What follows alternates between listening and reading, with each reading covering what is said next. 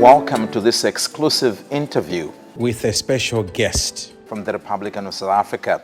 She's none other than Dr. Grace Naledi Mandisa. And today, I can't wait to have a conversation with her, a woman with vast experience in both public as well as political leadership. But first, welcome to Malawi. Thank you very much, and greetings to all your viewers and listeners. Thank you very much. You were appointed Minister of International Relations and Cooperation on the 30th of May, 2019. Prior to this, you served as Minister of Higher Education and Training, 2018 and 2019. Minister of Science and Technology, 2014 to 2018. Minister of Home Affairs, 2012 to 2014. Minister of Science and Technology, 2009 and 2012. Minister of Education, 2004, 2009. What a story. Did your gender play a role in any way, whether positively or negatively, in terms of your journey and your success in politics and public office?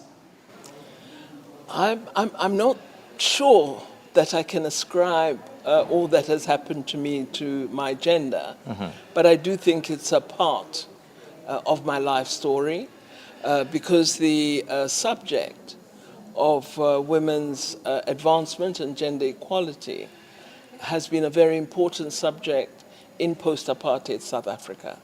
Our democracy debated this right at the beginning, and it was agreed that emancipation without women enjoying equality was actually meaningless, and women had fought to be on the front line as freedom fighters, and fought to be in the negotiating rooms, writing the new constitution of South Africa. So women, as part of the political scheme of South Africa, were always an important factor. Now, you mentioned during the launch of the Women's Manifesto, second edition, for 2025 elections in Malawi, that when there's, and I quote, when there's conflict, women are on the receiving end, but when the reparations start, women are left out. Define for us how the African woman has been left out. Well, I can cite a number of examples. You've had conflict in Sudan. You then had almost an Arab Spring, protests by civil society in the capitals of Sudan. Women were leading that process.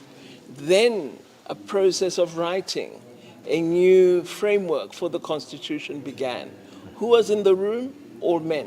Those civil society leaders that had been the leadership in the protest, who actually brought the government down, they were kept out of the room. Look at Syria. Again, women. Who's displaced? Who loses children? Who loses land? Who loses income? Who experiences food security? But when the men sit to write a constitution, the women are absent. And I'm saying the time has come for women to claim their space of leadership, their space of authority, and to say we are equally human to every other person, and we must be in the room defining the future of our countries. What will make you happy as far as the women empowerment project and agenda is concerned in Malawi, for example? Well, firstly, what would you want to see? Firstly, I would want to see women having equality of opportunity. And I think I'd be really keen to see political parties taking the matter of gender equality very seriously.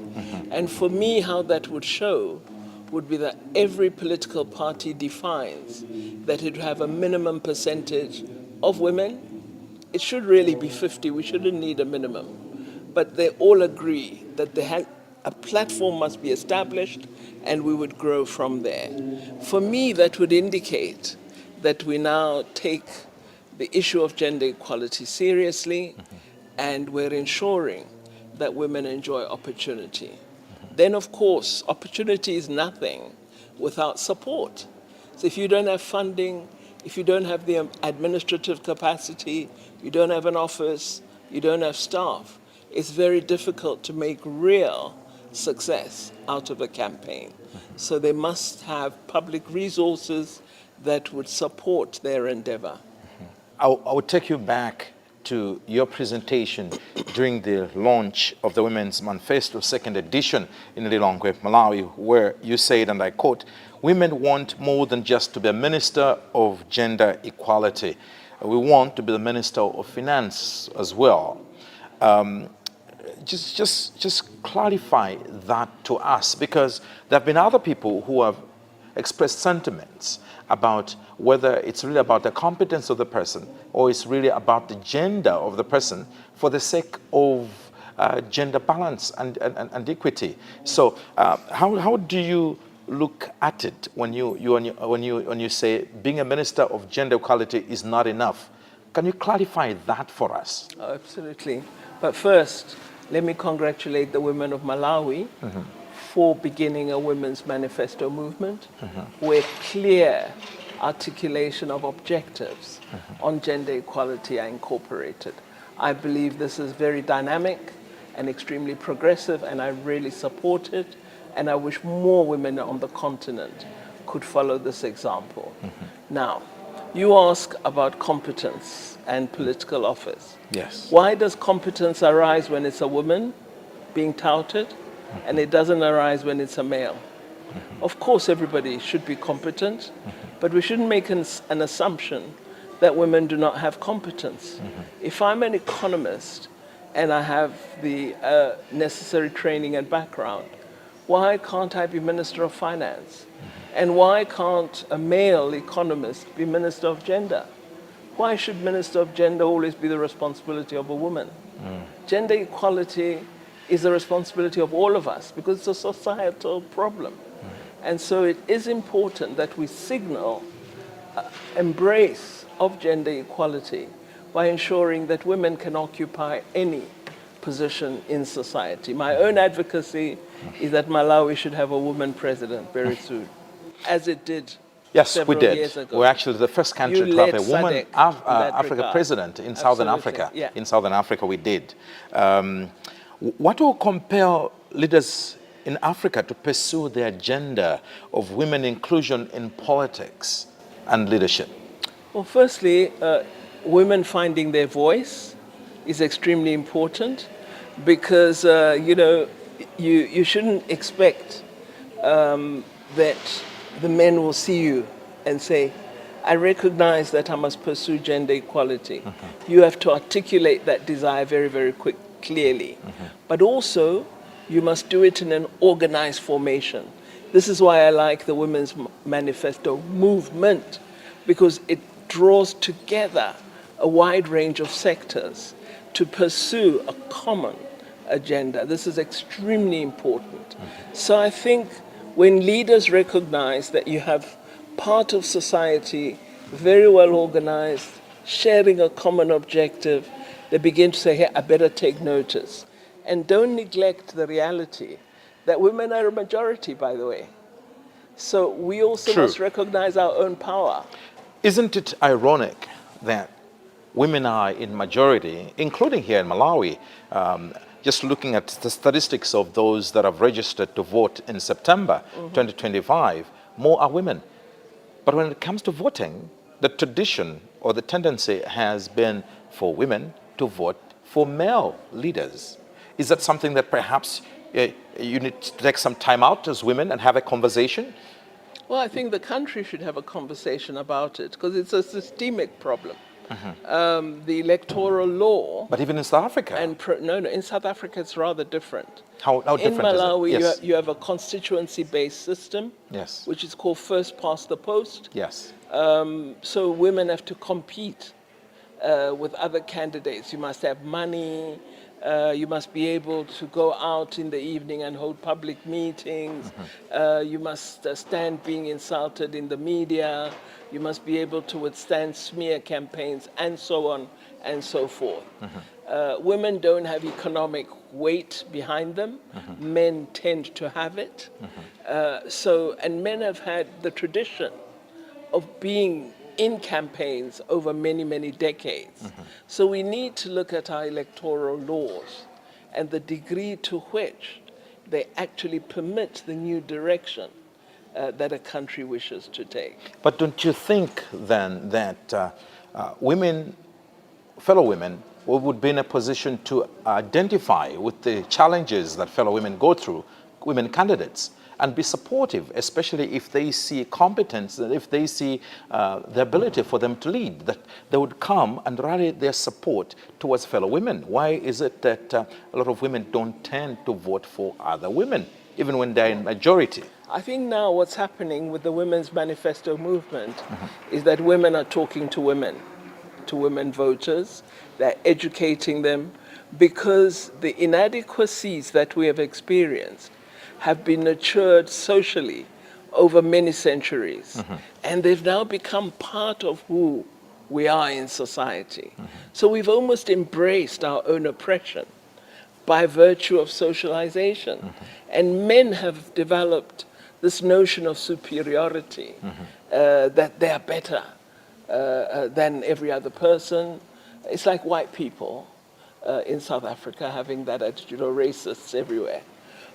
So what we need to do is change that notion of who we are and begin to communicate a progressive image of women, and one that says we as women can make a difference. So I think once women stand up and begin to articulate an interest in leadership, and then you have organizations that are working with them, and communities understand that when I have a woman in office, she actually shares an understanding of what my difficulties are.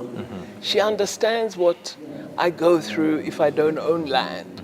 She understands the difficulties I have when there's land degradation, the impact on my ability to earn an income. She understands the impact of girls not being in school, etc., etc.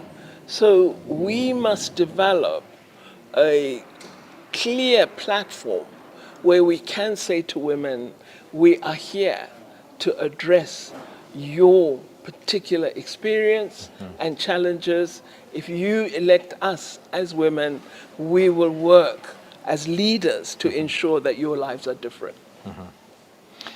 From your vast experience in politics and public leadership, what would you say, who would you really categorize as being key stakeholders when it comes to the agenda of promoting women in leadership? And what is your message to these key stakeholders?